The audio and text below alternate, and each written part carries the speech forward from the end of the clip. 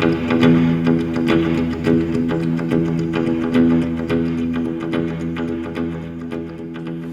and welcome to the Communications Department here at FBU Head Office. We're joined once again by the General Secretary, Wrack. Matt, in some huge news today, the Executive Council calling a significant period of strike action. Why this escalation now? Yeah, members will no doubt have heard by now that we are calling a 4-day strike from 1800 hours on the Friday the 31st of October. We've been in the Executive Council for 2 days considering the latest developments, and things have moved very quickly.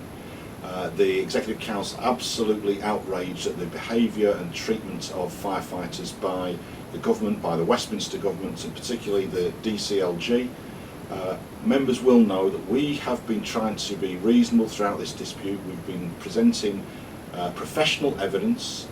We are promised by the current Fire Minister, for example, that she's seeking the best possible deal for firefighters.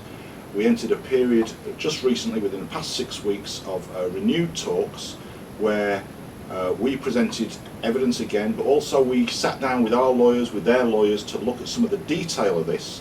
We were asked to a meeting earlier this week, on Wednesday this week, to hear the response to that, because the Minister had told us that she needed to speak to others in government and that she would come back on that day, Wednesday, with her findings and what the government was going to do to resolve the disputes.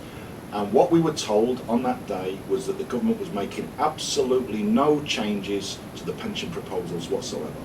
So the Executive Council met. We had to extend our meeting. Executive Council, as members, will be absolutely fuming, outraged at this behaviour by the Westminster government, and that's why the strike action has been.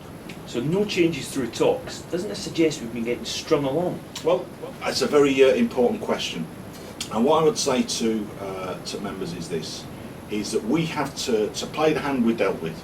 It's our job to try and resolve the dispute. And members, when the government makes a move, members will have a range of views. Some members will not trust them an inch. Other members will say, well, you've got to give it a go. So we had no alternative. It's absolutely the right thing to do, to sit down to try and resolve the dispute. And let's think what Penny Mordaunt, the Fire Minister, said in those discussions. In letters to all firefighters, for example, on the 22nd of August this year, she said, "My goal is clear: to get the best deal possible for firefighters and resolve this dispute." She did promise that she'd have done that by the 8th of September, by the way, and there's been some delays since then. But she said the best deal possible for firefighters. That clearly suggests that the deal that was on the table at the time was not the best deal. You then got to bear in mind what she said to us in meetings, and we wouldn't normally publicise this, but I think in view of what's happened, we are doing so. Penny Mordaunt was the first Fire Minister to say to us very clearly that she accepted that there were firefighters who would not be able to reach 60, the normal pension age, and therefore something needed to be done about that. As a result of that, she engaged in discussions about fitness and those issues. She asked specifically for an additional meeting with some of our women officials, for example. Penny Mordaunt also made very clear in a discussion with us that she would be able to deliver one of the issues that we've been asking for, which was a pension regulation to address that point, the threat of capability dismissals. She told us that in a meeting. When we got to the meeting this week, there was nothing. So in terms of being strong, I think if a minister tells you those things and then puts it in writing, you've got to explore every possibility. That doesn't detract from the fact that members are rightly absolutely furious, as I am, as the Executive Council is. So Penny Mordaunt's talking the talk, but what's going on here? Are others involved, or is it just her? Well, I think members need to be clear about that. We've made very clear all the way through this that the DCLG in England is the fire department who we have to negotiate with, but behind them is the Treasury. But let's be clear, what's absolutely clear to us now is that Penny Mordaunt may well be genuine. She may not be trying to mislead us, whatever. But if that's the case, then other people have intervened, and what we're talking about here is David Cameron, George Osborne, Danny Alexander. This is central government determining that as part of their general attack on public sector workers' pensions, they're going to destroy firefighter pensions as well. So that's who we're dealing with. Penny Mordaunt, in some ways, is not relevant to that anymore. It's central government, the Prime Minister and the people around him that we're dealing with. And that's Westminster, but there's been some significant developments in Wales. Can you tell us about that? Yeah, yesterday was a day of twists and turns. That the Very bad news from DCLG, but then during the day, quite a significant development that led to phone calls being made to the Welsh Government and correspondence being received that on one of the key issues, which is how the new pension scheme is designed and how it affects lots of members, by the way, including members who may have to transfer into it, and their ability to take their pension before the age of 60. It looks like, sorry, it's more than looks like, they've put in writing that they will take account of the concerns we've raised on that point and design a scheme which is very different to the one that Westminster are developing.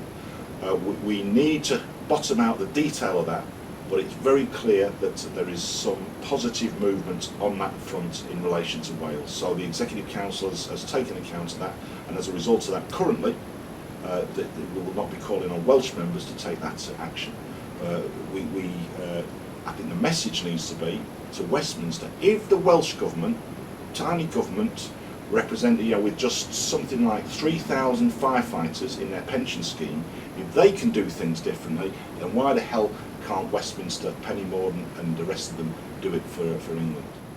Matt, firefighters are now preparing to take to the picket lines for 4 days. What's your message to them as they prepare for this? Well, I think I've said before that members have been magnificent throughout this, and we are unique in this battle over pensions, and we're still going a year down the line.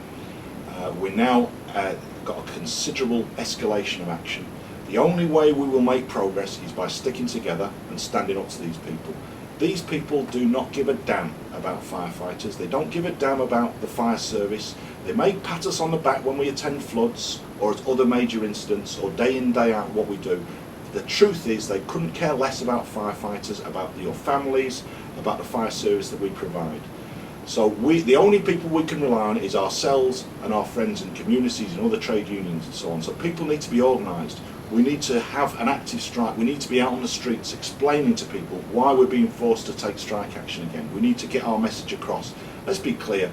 The media, the newspapers are in the pockets of this government. They're not going to give us good coverage. We have to get out there and get our message across ourselves. When we explain to people, people understand. They don't want 60-year-old firefighters coming out to rescue them.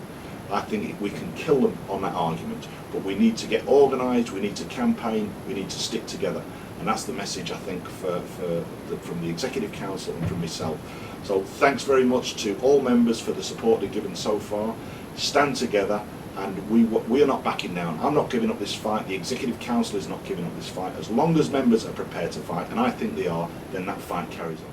Very strong message from the Union's General Secretary. For more updates, please keep in touch via our website, which is www.fbu.org.uk, or why not follow us on Twitter @FBU National. Matt, thanks very much.